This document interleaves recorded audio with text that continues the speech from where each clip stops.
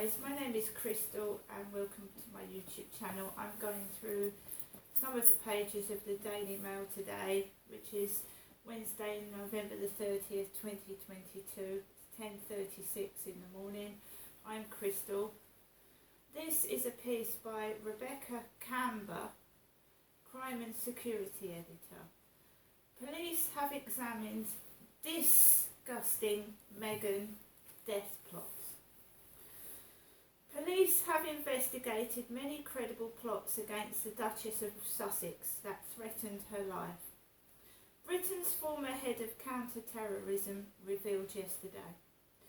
Outgoing Scotland Yard Assistant Commissioner Neil Basu said the threats received against Meghan were very real, calling them disgusting. He told Channel 4 News there were serious threats emanating from far-right groups in this country, adding, if you'd seen the stuff that was written and you were receiving it, the kind of rhetoric that's online, you would feel under threat all of the time. When asked if there was a genuine threat to Meghan's life more than once, Mr. Basu replied, absolutely. We had teams investigating it. People have been prosecuted for those threats.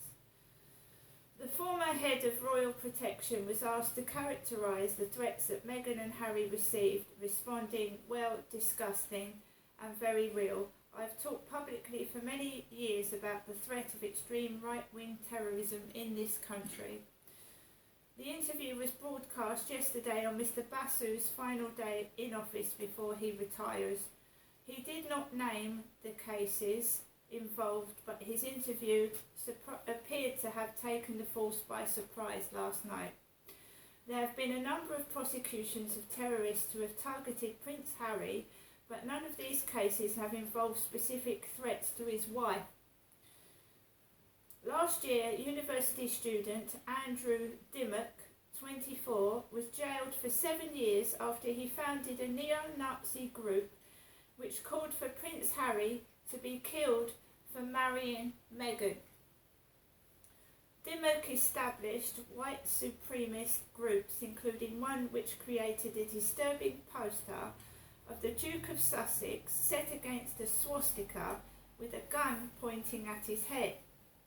In 2019, another student, Michael Swizuk, who described Harry as a race traitor, was sentenced to 4 years and 3 months. The 19-year-old created an image of the Duke of Sussex with a pistol to his head against a blood-covered background. The senior officer's intervention comes at a key time as Harry is bringing a High Court challenge against the Home Office over its decision not to grant him police protection. As he prepares to leave the Metropolitan Police after 30 years, Mr. Basu suggested his outspoken views on race had seen him blocked from becoming head of the National Crime Agency. Mr. Basu, Britain's top Asian police officer, hit out at Home Secretary Suella Braverman for what he described as horrific comments about how it was her dream to send migrants to Rwanda.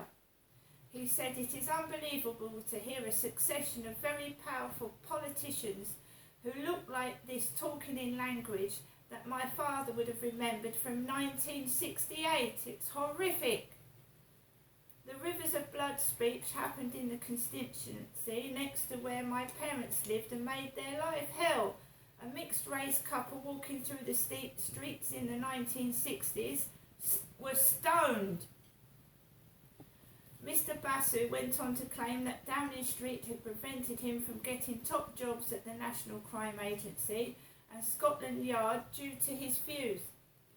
He said, I know Number 10 has interfered in me being appointed to positions, and the reason for that I have not been told. He said, I would surmise it is because I've been outspoken about issues that do not fit with the current political administration.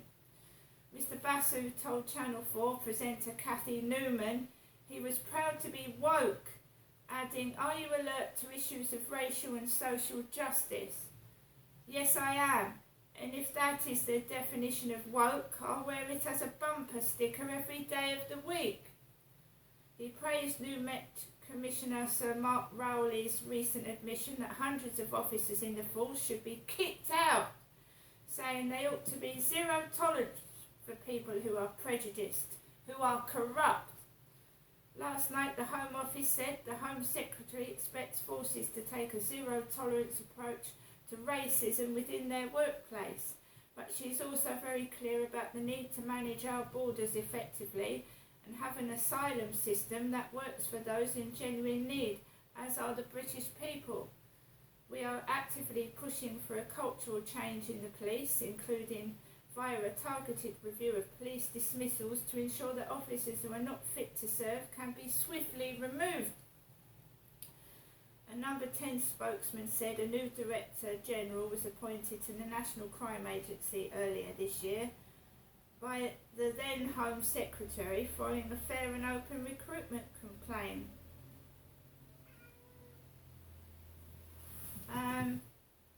It's just a tragic toll of victims who have lost their lives.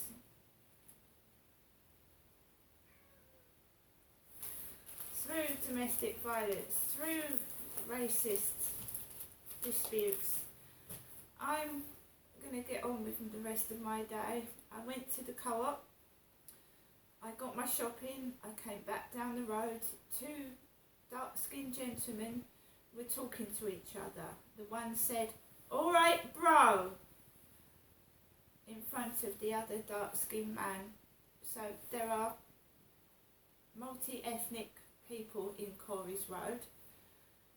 There are Asian, black people, white people. There are people that are mixed race relationships.